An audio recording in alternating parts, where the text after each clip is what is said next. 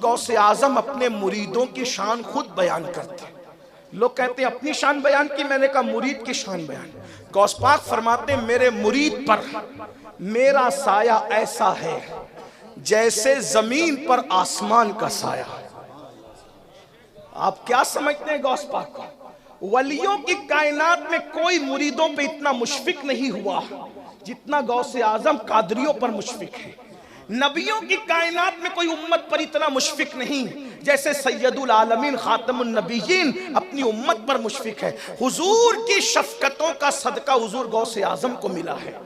वो मुरीदों पे इतने मुशफिक है, कहते हैं कि मेरा तो दिल कहता है कि जब मेरा मुरीद मर के कब्र में जाए और फरिश्ते उससे सवाल करें मन रब्बुका, तो मैं मदद के लिए उसकी कब्र में पहुंच जाऊं और उसकी तरफ से जवाब देने की कोशिश करूं। सुभान अल्लाह, सुभान अल्लाह। हुजूर गौसे आजम की शान है। सरकार गौसे आजम फरमाते मेरे मुरीद को मैं उस वक्त तक मरने नहीं देता जब तक उसे तौबा की तौफीक न मिल जाए। गौस पाक फरमाते हैं मेरा मुरीद अगर मशरिक में और मैं मगरिब में हूं और उसकी बेसतरी हो तो मैं उसकी सतर पोशी करता हूं, उसे ठोकर लगे तो मैं उसका हाथ पकड़ के थाम लेता हूं। यह हुजूर गौसे आजम का फरमान। गौस पाक कहते किसी को मुझ पे कयास न करना और मुझे किसी पे कयास न करना। मैं किसी की तरह नहीं, कोई मेरी तरह नहीं। इन्नी आलमो माला तालमून का राज बन करके आया है, उसे अब्दुल कादिर जिलानी कहते हैं। मैं हवाले के साथ पढ़ दूं क्योंकि गौस पाक की फजीलत आजकल अहले बिदअत को हजम नहीं होती। ज़ुब्दतुल आसार में शेख अब्दुल हक मुहद्दिस दहलवी जैसे मुहद्दिस ने लिखा है, ये कहानी किस्सों की किताब से नहीं पढ़ी जा रही है, बात ये उस मुहक्किक की किताब से पढ़ी जा रही है जिसको मुहक्किक के अलल इतलाक कहा जाता है। शेख अब्दुल हक मुहद्दिस दहलवी रहमतुल्लाह अलैह लिखते हैं कि गौस पाक फरमाते मुझे किसी पे कयास नहीं करना, किसी को मुझ पे कयास नहीं। इसीलिए तो जिस जमात में गौसे आजम नहीं है लोग नबी को अपनी तरह कहने लगे। सुन्नी नबी को कभी अपनी तरह नहीं कह सकता कि जब गौसे आजम की तरह कोई नहीं हो सकता तो उनके नाना की तरह कोई कैसे हो सकता? सुभान अल्लाह, सुभान अल्लाह। अरे नाना तो नाना, उनके दादा की तरह कोई कैसे हो सकता है? मेरे इमाम ने तो कहा कोई अली की तरह हो ही नहीं सकता। और किस शान से नतीजा निकाला, क्या खूबसूरत अंदाज से कहते हैं तेरा जर्रा महे कामिल है या गौस।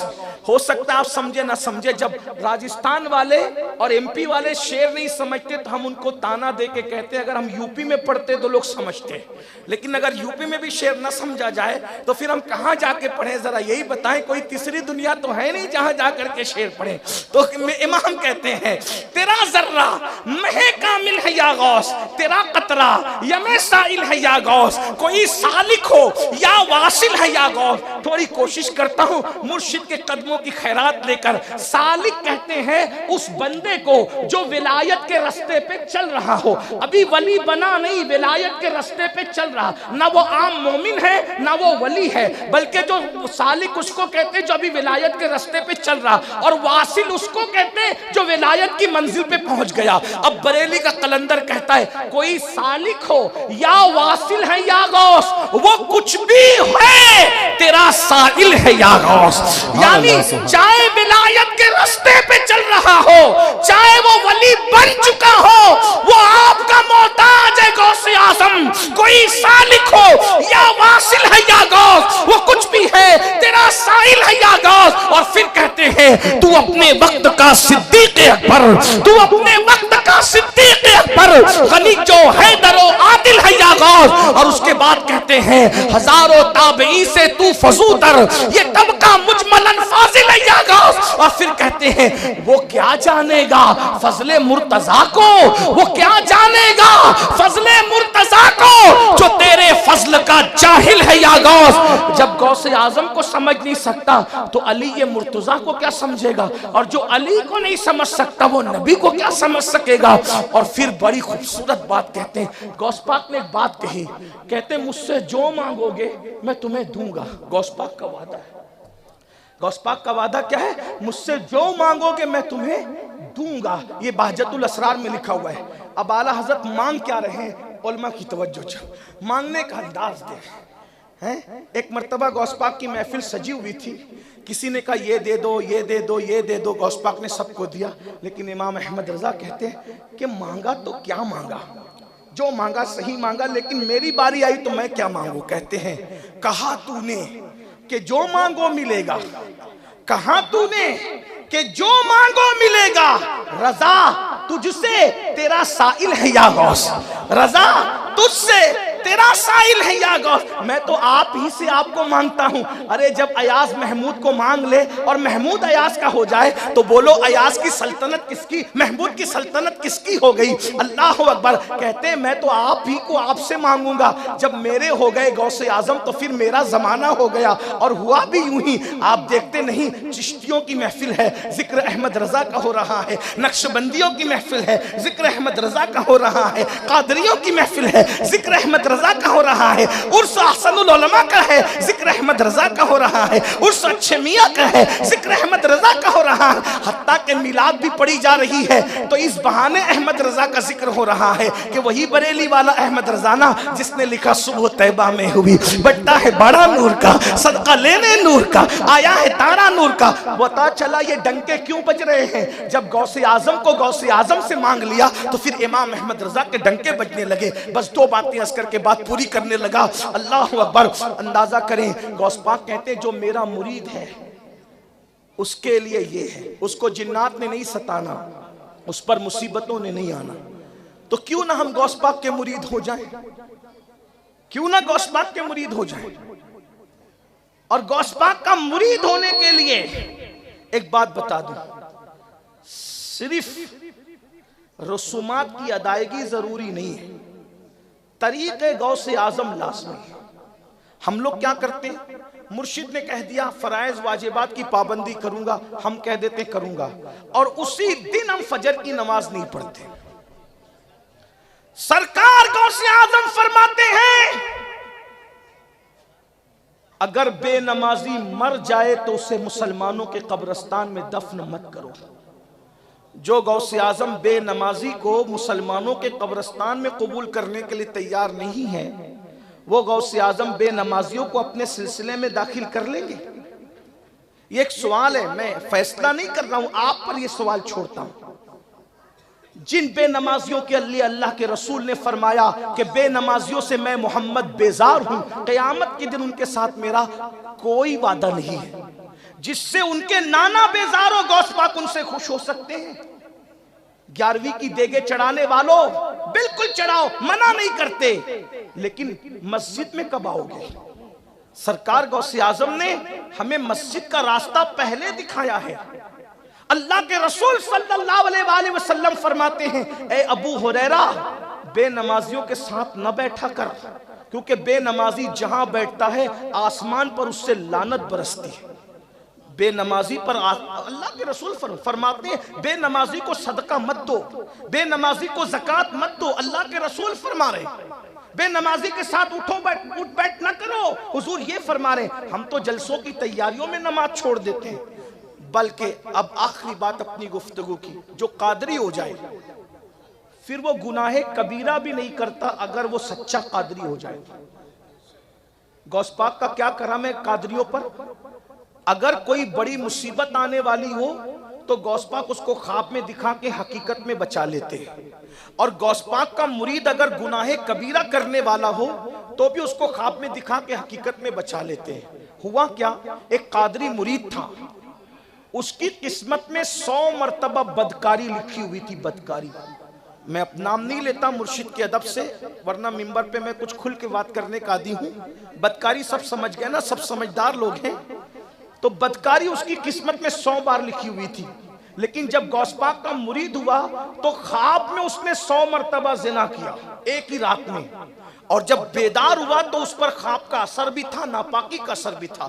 जल्दी जल्दी से गुस्ल किया और कांपते हुए खानकाह कादरिया का रुख किया, गौस पाक की खानकाह का रुख किया। जब गया इससे पहले कि सोचा मुर्शिद को बताऊं कैसे, तो पीर तो रोशन जमीर थे ना, अल्लाह के शहरों को ऐसे देखते थे जैसे हथेली पे राई का दाना। नजर तो इला बिलादिल्लाहि जमा, कि मैं अल्लाह के शहरों को ऐसे देखता हूँ जैसे हथेली पे राई का दाना देखते। अल्लाह अकबर। तो मुर्शिद ने पहले ही कहा कि जो मेरा मुरीद हो जाता है मैं उसकी हकीकत को ख्वाब में तब्दील करके उसको बचा लेता हूँ। ये गौस पाक का मुरीद होने का फायदा। और दूसरा, ये तो गुनाहों से बचा लेते हैं, मुसीबतों से भी बचा लेते हैं। एक ताजिर था, उसको दुनिया अबुल मुजफ्फर कहती थी, अबुल मुजफ्फर ताजिर। एक दिन वो तिजारत के लिए जाना चाहता था दूसरे मुल्क। आजकल फ्लाइट से जाते हैं, सुबह जाते हैं, शाम तक वापस दुबई से हम आ जाते हैं। लेकिन वो दौर तो ऐसा था, घोड़ों का दौर, खच्चरों का दौर। तो गौस पाक रज़ी अल्लाह ताला का दौर था, वो तिजारत के लिए दूसरे मुल्क जाना चाहता था। उस जमाने में बहुत बड़े वली थे जो गौसे आजम के उस्ताद भी थे, शेख हम्माद। उनके पास वो गया और जाने के बाद कहा, हुजूर मैं सफर पे जाना चाहता हूँ, तिजारत के लिए जाऊं? उन्होंने फरमाया नहीं जा सकते तुम। क्यों? कहा कि सफर में जाओगे तो मैं देख रहा हूं कि तुम कत्ल कर दिए जाओगे, तुम्हारा माल छीन लिया जाएगा। क्योंकि वो वली थे, वाकई वली थे। और वली लोहे महफूज पढ़ता है, तकदीर पढ़ता है। हर वली तकदीर पढ़ सकता है मगर तकदीर बदल नहीं सकता। ये हर वली की शान है कि लोहे महफूज पढ़े, मगर उसमें तसर्रुफ करना हर वली की शान नहीं है। अब ताजिर तो ताजिर लोग का हाल यह है कि एक जगह फतवा पूछे, मर्जी का जवाब न मिले तो दूसरा मुफ्ती पकड़ते हैं, है ना? ऐसा ही अपनी मर्जी का मिले हैं। भाई बताओ मुफ्ती साहब, ये फला करेंसी का कैसा, इसका कैसा, उसका कैसा, और उसके बाद जदीद बैंककारी का कैसा, इन्होंने हराम कह दिया तो दूसरे वो पकड़ेगा, दूसरे ने कहा तीसरे। जब तक मन की मुराद का जवाब न मिले तब तक के वो मुतमईन नहीं। अब वो भी ताजिर था, अबुल मुजफ्फर। शेख हम्माद ने कह दिया नहीं जाना। उसने सोचा कि चलो गौस पाक के पास चलते हैं। और गौस पाक हैं? सरकार मुजद्दिद अल-फसानी फरमाते हैं, अल्लाह ने तकदीर बदलने का इख्तियार दिया है गौसे आजम को। जो लोग अपने आप को नक्शबंदी कहते हैं, जरा उनको भी ख्याल करना चाहिए। जो नबी को नक्शबंदियत का टाइटल लगा के नबी को गालियां देते हैं, उन्हें पता होना चाहिए नक्शबंदियत उसी वक्त नसीब होगी जब मुजद्दिद अल-फसानी वाला अकीदा नसीब होगा।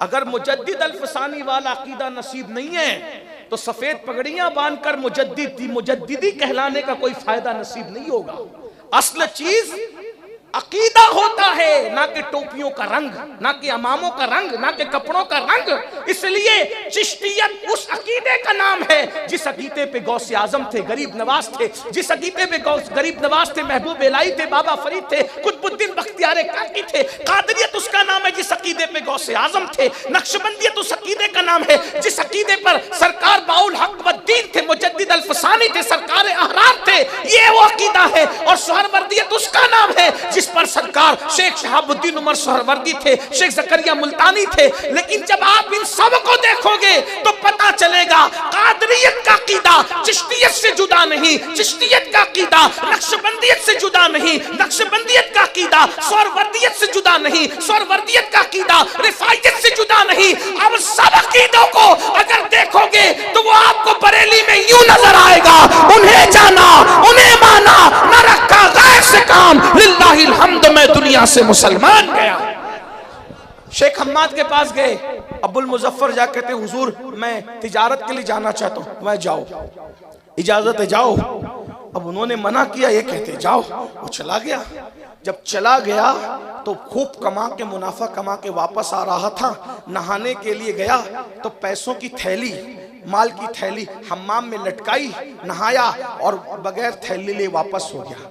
थोड़ी देर के बाद नींद आई, सोए तो क्या देखा, डाकू आए, पूरा काफिला लूटा, इसको भी कत्ल किया। जब ये ख्वाब से उठे तो थर थर कांप रहे थे, खून का असर भी गर्दन पे महसूस हो रहा था, ख्वाब का इतना असर था। जल्दी से उठे, सही सलामत देखा, ध्यान आया मेरा माल तो मैंने हम्माम छोड़ाया। हम्माम में गए, थैली ली और जल्दी से बगदाद शरीफ की तरफ आए। अब सोचा पहले गौस पाक से मिलूं कि पहले शेख हम्माद से मिलूं। खुदा का करना यही सोच रहे थे कि रास्ते में शेख हम्माद मिल गए। और मैं बेटे जल्दी जा, शेख अब्दुल कादिर जिलानी के पास जा, मैंने जो कहा था वही तेरी तकदीर में लिखा था।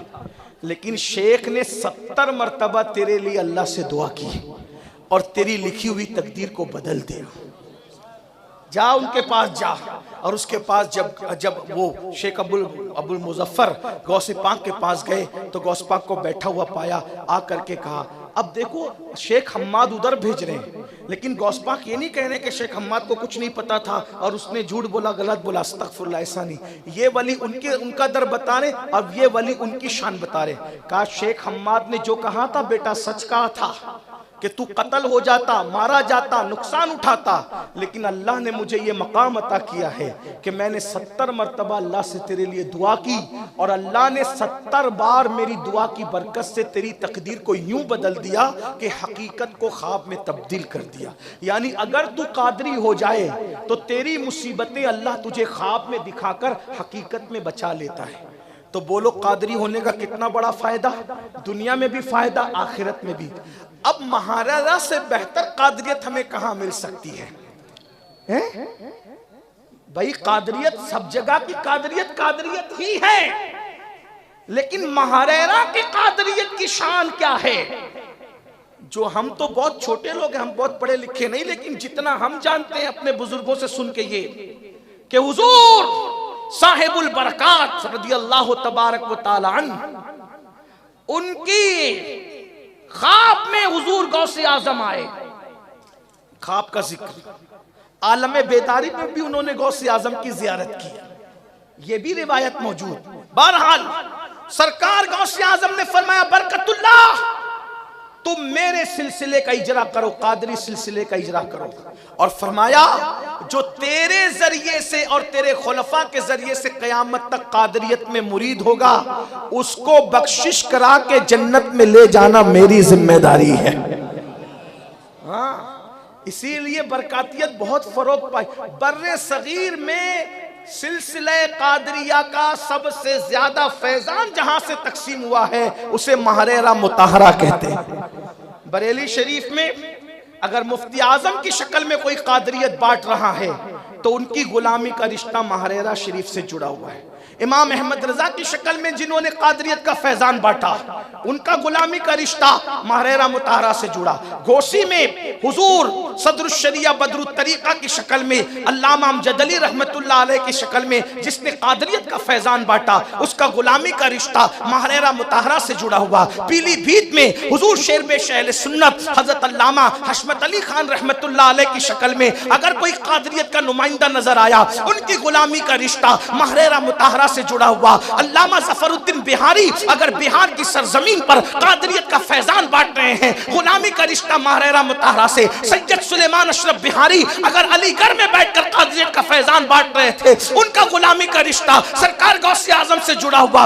उनका गुलामी का रिश्ता महरेरा मुताहरा से जुड़ा हुआ। बदायूं में अल्लाहु अकबर सैफुल्लाहिल मसलूल की शक्ल में अगर कादरियत का नुमाइंदा वहां का गुलामी का रिश्ता महरेरा से जुड़ा हुआ। हजरत अल्लाहु अकबर अल्लामा अब्दुल कादिर बदायूनी रहमतुल्लाहि ताला अलैह ताजुल फौल की शक्ल में बदायूं के अंदर अगर फैजान कादरियत बांट रहे हैं उनका गुलामी का रिश्ता महरेरा मुताहरा से जुड़ा हुआ। बल्कि अल्लाहु अकबर कोचौचे मुकद्दसा किचौचा शरीफ की उस अजीम गद्दी का सज्जादा नशीन जिसे दुनिया शेखुल मशाइख हुजूर अशरफी मियां के नाम से जानी और पहचानी जाती वो हस्ती, उन्होंने भी कादरियत की जो खिलाफत ली है गौसे आजम की औलाद होने के बावजूद वो कोई और हस्ती नहीं है, वो महरेरा मुताहरा का अजीम अजीब वक्त का कुतुब जिसे दुनिया आले रसूल अहमदी के नाम से जानती है। तो गोया के वहां का रिश्ता भी इस एतबार से अल्लाहु अकबर महरेरा मुताहरा से जुड़ा है। तो कहना पड़ता है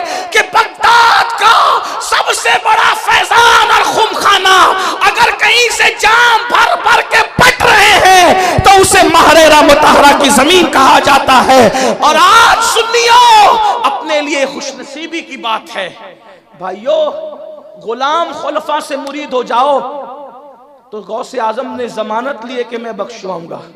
अगर कोई डायरेक्ट सज्जादा नशीन के हाथ में हाथ दे तो बताए ना फिर क्या होगा। मैं कोई मुबालगा नहीं कर रहा हूं बल्कि ये बात अल्लाह रब्बुल इज्जत को शाहिद व बसीर जान के कह रहा हूं कि अगर आज के दौर में हुजूर मुफ्ती आजम रहमतुल्लाह अलैह ज़ाहिरी तौर पे हयात होते तो यही कहते कि हुजूर अमीन मिल्लत मेरे मखदूम ज़ादे हैं। बुजुर्ग कितना भी बड़ा हो जाए लेकिन वो अपने मखदूम ज़ादे का इनकार नहीं करता। और उन्होंने कहा है, बारहा कहा है, सुनने वाले मौजूद हैं, कम बचे हैं। आला हजरत रहमतुल्लाहि ताला अलैह ज़ाहिरी हयात में होते तो यही कहते हैं कि हुजूर अमीन मिल्लत मेरे मुर्शिदों के शहजादे हैं, मेरे मखदूम ज़ादे हैं। तो ये वो हस्ती है, अपनी हस्तियों को पहचानो, हस्तियों को तोलने की कोशिश न करना। महरेरा महरेरा है। इमाम ज़ैद से लेकर हुजूर अमीन मिल्लत तक कभी कोई खाली यहाँ नजर नहीं आया। ये विलायत के जाम है जो भर भर के पिलाए जा रहे हैं। एक बुजुर्ग ने शक्कर और पानी देखकर कहा था कि बड़ी दुकान और फीका पकवान, और बड़ी दुकान और फीका पकवान कहकर के चले गए थे।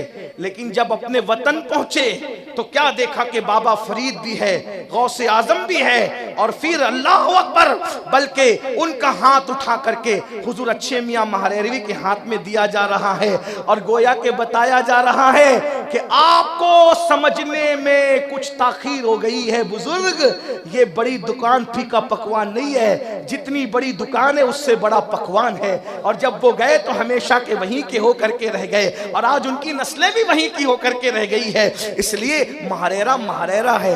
महरेरा को इस्माइल दहलवी की आंख से मत देखो, महरेरा को देखना है तो इमाम अहमद रजा की आंख से देखो। महरेरा को थानवी की आंख से न देखो, महरेरा को देखना है तो मुफ्ती आजम की आंख से देखो। जब आप महरेरा को आला हजरत और मुफ्ती आजम की, बल्कि एक जुमला कह के बात तमाम कर दूं, भाई लैला को देखना है तो मुनाफिक की आंख से न देखो, लैला को जब भी देखना है तो मजनू की आंख से देखो, और मजनू को देखना है तो लैला की आंख से देखो। तब पता चलेगा मजनू में क्या रखा है। किसी ने लैला से कहा था, ओ लैला तेरा मजनू तो लंगड़ा के चलता है। लैला ने कहा तुम झूठ बोलते हो, वो लंगड़ा नहीं है, लंगड़ा के नहीं चलता, वो तो मेरे इश्क में लहरा लहरा के चलता है। ये आंखों के देखने का अंदाज होता है। जब देखोगे ना इमाम अहमद रजा के अंदाज में महरेरा को तो पता चलेगा कैसे आकाओं का बंदा हूँ रजा, बोल बाले मेरी सरकारों के। तो हम लोग कोई एजेंट लोग नहीं, और महरेरा को एजेंट बनाने की जरूरत भी नहीं है ना, क्योंकि सोना कभी नहीं कहता कि मुझे एजेंट की जरूरत है। सोने की चमक देखकर लोग जानते हैं जौहर की गत जौहरी जाने, जौहरी जानता है जौहर। लेकिन हम लोगों पे आप एतमाद करते हो तो हमारा ये काम है कि आपकी सच्ची रहनुमाई करना। आज लोग मुरीद होने के लिए किसी चरसी से मुरीद हो जाते हैं, किसी भंग पीने वाले से मुरीद हो जाते हैं, कमर के नीचे बड़े बड़े बाल रखने वालों से, 10-10 उंगलियों में अंगूठी पहनने वालों से मुरीद हो जाते हैं मेरे भाइयों। और लोग कहते हैं आज सच्चे पीर नहीं बचे। मैंने कहा बचे हैं मगर कम बचे हैं, ऐसे लोग मौजूद हैं। फायदा उठा लो। जो लोग अभी तक मुरीद नहीं हुए, हमारे मुर्शिद हुजूर सरकार अमीन मिल्लत के हाथों पे बिकिए, कादरी हो जाइए, बरकाती हो जाइए। और बरकाती होकर कादरी होने का मजा ये है, हमने अपने बुजुर्गों से सुना, जब कादरियत में बरकातियत के यानी शाह बरकतुल्लाह के खुलफा के जरिए कोई कादरियत में दाखिल होता है तो उसकी मौत के वक्त तो मुर्शिद उसको लेने के लिए तशरीफ लाते हैं। क्या मजा आता होगा बरकातियत में मरने का भी, कि सरहाने मुर्शिद खड़ा होता होगा और रूह निकलती होगी, सरे बाली उन्हें रहमत की अदा लाई है, हाल बिगड़ा है तो बीमार की बनाई है। अल्लाह ताला हम सबको हुजूर गौसे आजम की सच्ची गुलामी नसीब फरमाए, और अल्लाह रब्बुल इज्जत हम सबको गौसे आजम के सिलसिले में जिंदा रखे, उसी पे मौत